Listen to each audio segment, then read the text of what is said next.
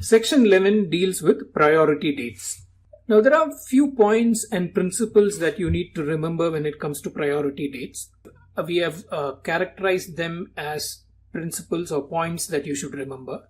So the first point that you will remember with regard to section 11, which is with regard to priority date, is that each claim has its priority. So the priority is tied to each claim. So you could have a complete specification in which different claims can have different priority. 11 says that there shall be a priority date for each claim of a complete specification. In our BAR Act, you will see that there is a cross reference to section 9.3 in the margin. So it tells you situations where claims can have different priorities. So that's the first thing. Each claim has its priority. The second thing that you need to remember is that the priority is based on first complete disclosure. You need to bear this in mind. The priority is based on two things. Yes, it is based on the disclosure, but the disclosure has to be first or the early disclosure, and the disclosure has to be complete. If you understand this principle, it will solve almost all your doubts with regard to priority.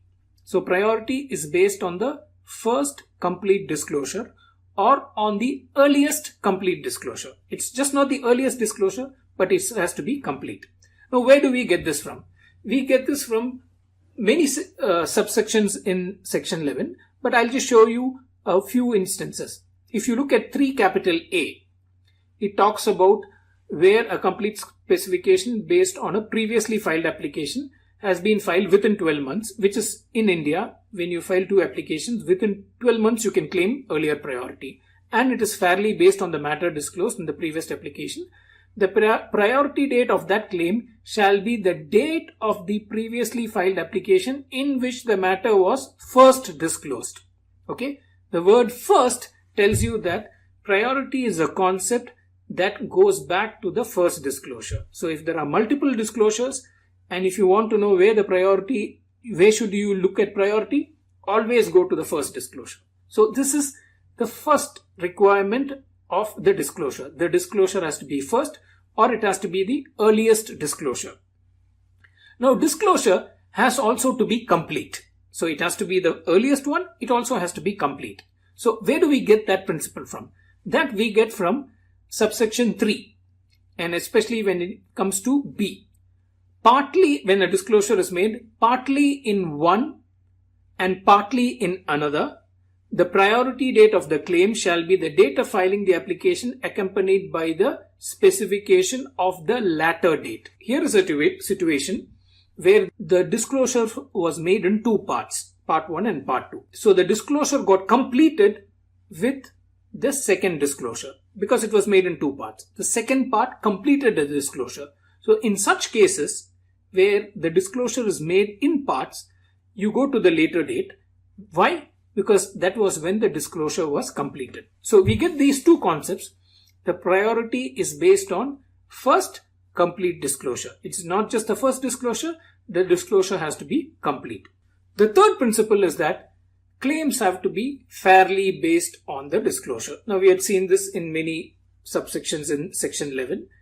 For instance, if you look at subsection 2, where a complete specification is filed in pursuance of a single application accompanied by either a provisional or what we call the purported specification, which can be treated as a provisional, and the claim is fairly based on the matter disclosed in the specification referred to clause A and B, and the claim is fairly based on the matter disclosed, the priority date of the claim shall be the date of filing the relevant specification. So it just says that the matter shall be fairly based on, so if you want to claim priority, it has to be fairly based on what was disclosed. If there is a provisional followed by a complete, you can only claim the priority of the provisional if the claim in the complete is fairly based on what was disclosed in the provisional. Fair basis, or the claim has to be fairly based, is a foundational principle in understanding priority dates. The fourth thing that you need to remember is that priority in cases where a complete follows from one provisional, then if it is fairly based, it takes the priority from one provisional. What are the instances where priority is taken from one provisional? Now you will find this in section 11 subsection 2, where a complete specification is filed in pursuance of a single application. So in a single application, there is a provisional or there is a specification which is treated as a provisional under 9.3, and the claim is fairly based, then the priority date shall be the date of filing the relevant specification. In cases where there is one provisional followed by one complete and the matter is fairly based, then the priority comes from the provisional. So it's very simple. A provisional followed by a complete, and the claims in the complete are fairly based on the provisional. The complete gets the priority from the provisional. So this is what we call priority from one provisional. There could be instances where a priority comes from many provisionals. So that's the fifth point you need to remember. Priority from many provisionals. Now if you look at subsection 3 of section 11, where the complete specification is filed or proceeded with in pursuance of two or more applications. So here the situation is the complete was preceded by two or more applications accompanied by such specifications as mentioned in subsection 2, which is a provisional or a 9.3 provisional, and the claim is fairly based on the matter disclosed. So fair basis is a fundamental principle that it's not negotiable. Now there are two cases. In one of those specifications, there are multiple provisionals, but the claim is fairly based on one of those specifications.